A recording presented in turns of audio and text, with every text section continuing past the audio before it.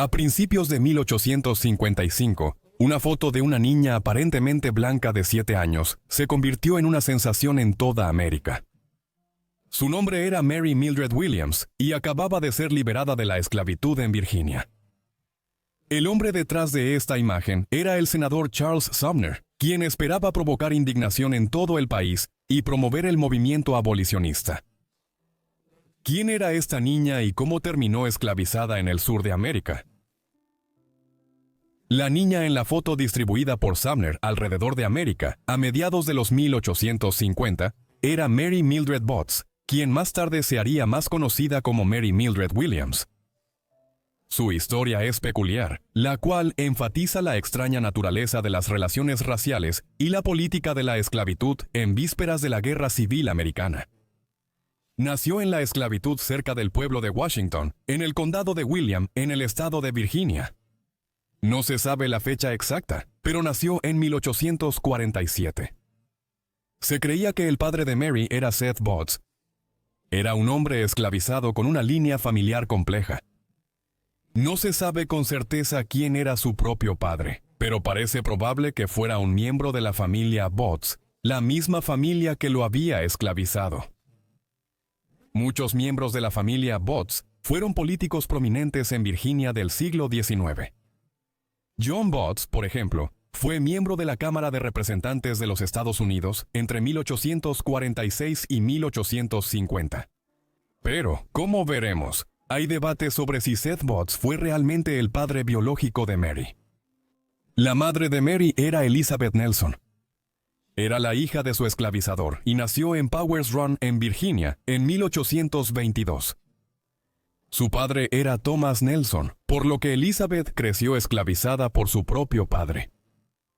Cuando tenía poco más de 20 años, conoció a Seth y pronto se casaron.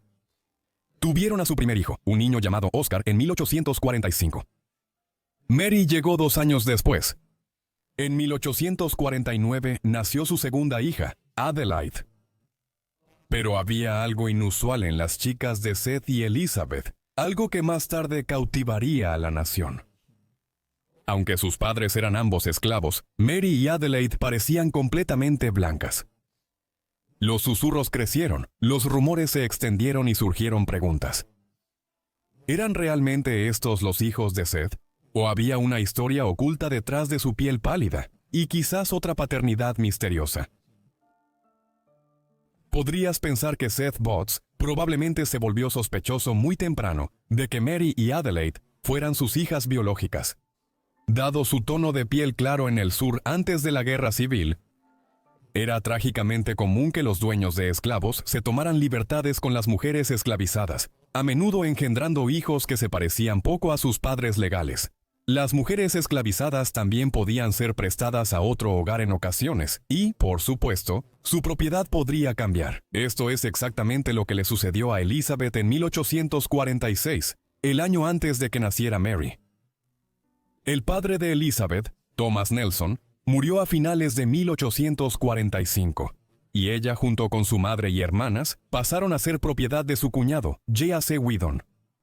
Así, desde principios de 1846, comenzó a tomar posesión de los esclavos de sus difuntos cuñados.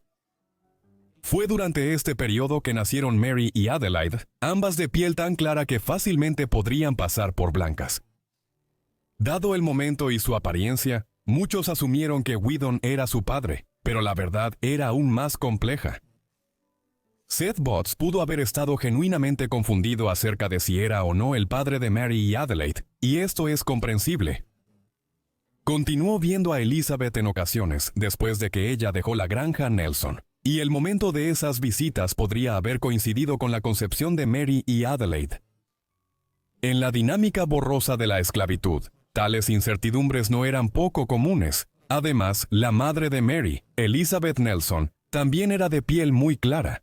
En las clasificaciones raciales de la época, probablemente se la habría referido como cuarterona o octarona, términos utilizados en el cálculo racial pseudocientífico de la era para etiquetar a alguien como un cuarto o un octavo de negro respectivamente, y predominantemente blanco.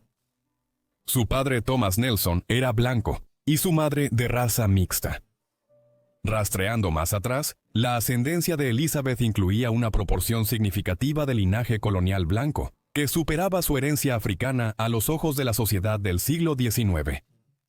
A esto se añade el hecho de que Seth Botts también era un esclavo de raza mixta, el hijo ilegítimo de un hombre blanco libre. Dada su propia ascendencia compleja, se vuelve más comprensible por qué Mary en Adelaide parecía casi completamente blanca, y por qué Seth no podía estar seguro de si era su padre biológico o no. Así es como la esclavitud y la identidad racial podrían volverse perturbadoramente enredadas en el sur de Estados Unidos, el resultado de generaciones de explotación descontrolada y desequilibrios de poder profundamente arraigados entre los esclavizadores y los esclavizados. Mary Mildred Botts nunca habría llegado a la atención pública si no fuera por el ambiente racial y políticamente cargado de los Estados Unidos cuando ella nació. La esclavitud se practicó en lo que se convirtió en los Estados Unidos en 1619. Se había expandido durante el próximo siglo y medio, y para cuando se emitió la Declaración de Independencia en 1776, había varios cientos de miles de esclavos en el país emergente. Sin embargo, ya entonces crecía el debate sobre la moralidad de la esclavitud. Algunos estados de Nueva Inglaterra empezaron a limitar o prohibir la esclavitud desde la década de 1780. Sin embargo, en los estados del sur como Virginia, las Carolinas y Georgia, la economía dependía completamente del cultivo de cultivos como el tabaco y el algodón, que eran recolectados por mano de obra esclava en los campos. Debido a esto, hubo una fuerte oposición a la abolición de la esclavitud aquí. El problema de la esclavitud perduró por décadas. Muchos años antes del nacimiento de Mary, la mayoría de los estados del norte habían abolido la esclavitud, pero acordaron vivir en armonía con los estados del sur, donde permanecía arraigada. Este equilibrio inestable permitió a cada región seguir su propio camino. Sin embargo, la expansión hacia el oeste de América y la admisión de nuevos territorios y estados en los años 1840 y 1850 reavivaron los fieros conflictos sobre si se permitiría la esclavitud en estas nuevas tierras, devolviendo el debate sobre la esclavitud al primer plano nacional con una intensidad renovada. En 1854, el Partido Republicano surgió como una nueva fuerza feroz, declarando audazmente la abolición de la esclavitud como una misión central. Entre sus miembros fundadores estaba el senador de Massachusetts, Charles Sumner, un incansable defensor de la libertad. Fue poco después de este cambio político sísmico que Mary Mildred Williams fue empujada al ardiente foco nacional. Su historia estaba a punto de encender una tormenta de fuego que sacudiría los mismos cimientos de una nación dividida. Mary Mildred Botts pasó solo 7 años encadenada por la esclavitud, pero esos años dejaron cicatrices que iban mucho más allá de las cadenas. El lugar enredado y precario que ella, sus hermanos y su madre ocupaban dentro del hogar Wheadon estaba lleno de tensión y era complicado. Wheadon tenía la intención de vender a muchos de los esclavos que había heredado de Nelson, pero también se le impedía hacerlo en los tribunales, debido a un problema complicado sobre la propiedad legal de Elizabeth y su descendencia. Esto involucraba su compleja línea familiar. Como tal, Elizabeth y sus hijos permanecieron en un limbo legal durante años, en la plantación de Wheadon. En 1850, decidido a tomar su propio destino, Seth Botts emprendió un viaje audaz y peligroso. Con la ayuda de Henry Williams, un esclavo liberado y aliado de confianza, falsificó documentos de libertad que cambiarían todo. Arriesgándolo todo, Seth huyó de Virginia, navegando por el peligroso ferrocarril subterráneo, la línea de vida secreta para innumerables esclavos escapados que buscaban la libertad en el norte. Al llegar a Boston se sumergió en un trabajo incansable, impulsado por un objetivo poderoso: comprar la libertad de su esposa e hijos. Con determinación y apoyo de aliados abolicionistas, recaudó suficiente dinero a principios de 1855 para asegurar su liberación. Posteriormente, la familia adoptó el apellido Williams, el mismo que figuraba en los documentos falsificados que propiciaron su huida. En una impresionante transformación, la pequeña Mary Mildred Watts ya no era una esclava en Virginia. Ella era Mary Mildred Williams, una niña libre en Boston, ahora preparada para desafiar a una nación. Aquí es donde Charles Sumner entró en la ecuación. Para cuando Mary, su madre y otros hermanos adquirieron su libertad a principios de 1855, Seth ya había establecido conexiones con el movimiento abolicionista en los estados libres del norte. Una de esas conexiones fue Sumner, recién salido de ayudar a establecer el Partido Republicano. Había oído hablar de Mary en la complicada herencia familiar de Adelaide, y el hecho de que eran, para cualquiera que los viera, blancos. Reconociendo el poder de la imagen en una batalla por los corazones y las mentes, el senador Charles Sumner ahora organizó para que se tomara una fotografía daguerrotipo de Mary, probablemente eligiéndola porque era la mayor de las dos hermanas. La imagen resultante pronto se publicó en el Boston Telegraph y el New York Daily Times, acompañada de editoriales que dejaron atónitos a los lectores. ¿Cómo podría una niña que parecía tan indiscutiblemente blanca haber sido alguna vez esclavizada? La fotografía se convirtió en una prueba innegable de la podredumbre moral en el corazón de la esclavitud, exponiendo la retorcida lógica racial y los abusos del sur para que todos los vieran. La reacción fue eléctrica. Los artículos causaron una sensación nacional, y la imagen de Mary se extendió como la pólvora, convirtiéndola en la primera verdadera niña símbolo de América, apenas una década después de que surgiera la fotografía.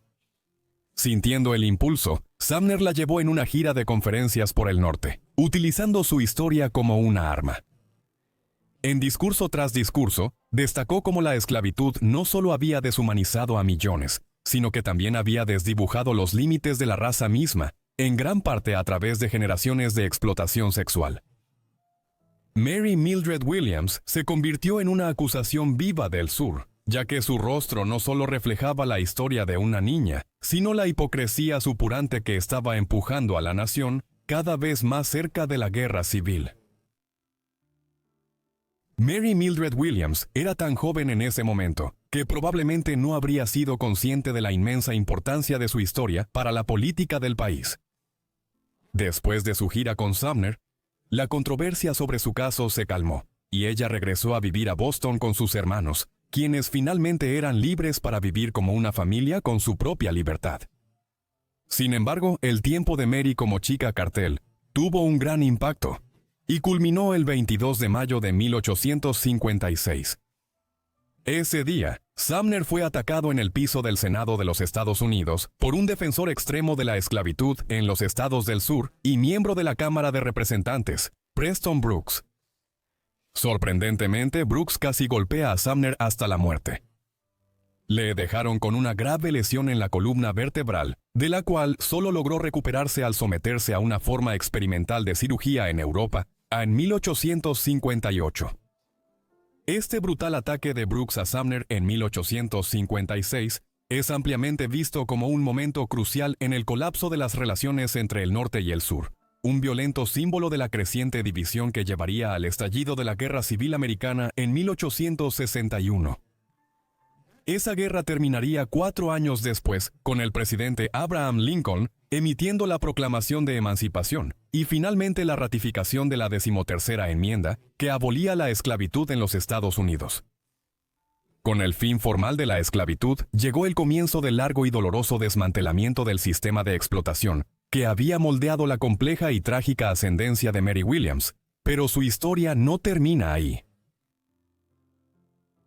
Después de alcanzar la fama nacional a mediados de los 1850, como la joven cuya impactante imagen conmocionó a la nación, Mary Mildred Williams se desvaneció silenciosamente de la vista pública. Sin embargo, vivió una larga vida. Si bien un poco ortodoxa para la época, continuó viviendo en Boston, Massachusetts, después de que terminó la Guerra Civil. Ella y su familia fueron acompañados allí por un creciente flujo de exesclavos que migraron de los estados del sur a las ciudades industriales del norte, a medida que la vida económica de América cambiaba a finales del siglo XIX. En su hogar en Boston, la familia Williams vivía con algunos de estos otros migrantes del sur. Josephine y Joseph Jackson eran esclavos liberados de Luisiana. Henry Clay era un ex esclavo de 19 años de Carolina del Norte, y había varios otros. Como tal, el hogar de los Williams en Massachusetts se convirtió en un refugio para muchos ex-esclavos de los estados del sur, para ponerse de pie en el norte antes de llegar a Boston, en los años 1870 y 1880. Con el tiempo, la familia comenzó a separarse, cada miembro emprendiendo sus propias vidas y viajes. Mary y Elizabeth se fueron a vivir a una casa en Hyde Park, en Boston, un barrio predominantemente blanco. Mientras vivía allí, Mary consiguió un respetable trabajo en 1882 como secretaria en la Oficina de Registro de Escrituras. Pagaba un salario anual de $780, una suma decente para la época, equivalente a alrededor de $25,000 hoy en día. Luego se mudó a un apartamento en la calle Tremont en 1888 para estar más cerca del trabajo. Aparentemente a Mary le gustaba el puesto, y permaneció allí hasta que se retiró en algún momento de los primeros años del siglo XX. Mary nunca se casó y no tuvo hijos. También sobrevivió a otros familiares por muchos años. Era la única que seguía viva cuando amaneció el siglo XX. Como un punto interesante de identidad racial en la América posterior a la Guerra Civil, eligió identificarse como blanca en su vida adulta, y se registra como tal en documentos oficiales del censo y similares. Uno de estos registros, el Censo Federal de los Estados Unidos de 1900, también la muestra viviendo con una pareja femenina llamada Mary Maynard, quien tenía 45 años en ese momento. Para entonces, ella vivía en el distrito de Beacon Hill en Boston, que era conocido por tener un enfoque relajado hacia las relaciones gay y lésbicas, cuando éstas no se expresaban abiertamente. Probablemente Mary Maynard era la pareja de Mary Mildred Williams, una situación que explicaría su decisión de no casarse y tener hijos. Mary Mildred Williams vivió hasta 1921, falleciendo en Boston a mediados de sus 70 años. Fue un final tranquilo y sin comentarios para una vida que una vez capturó la mirada de toda una nación, una antigua ícono infantil de la abolición desvaneciéndose en el olvido, mientras la historia avanzaba sin ella. Gracias por ver este video sobre Mary Mildred Williams. Espero que les haya parecido interesante. Déjenme saber qué pensaron de su vida y si tienen sugerencias para más videos como este en los comentarios. Espero que estén suscritos y tengan las notificaciones activadas para recibir mis videos en cuanto los suba. De cualquier manera, eso es todo de mi parte. Así que los veré a todos en la próxima vida olvidada. Gracias.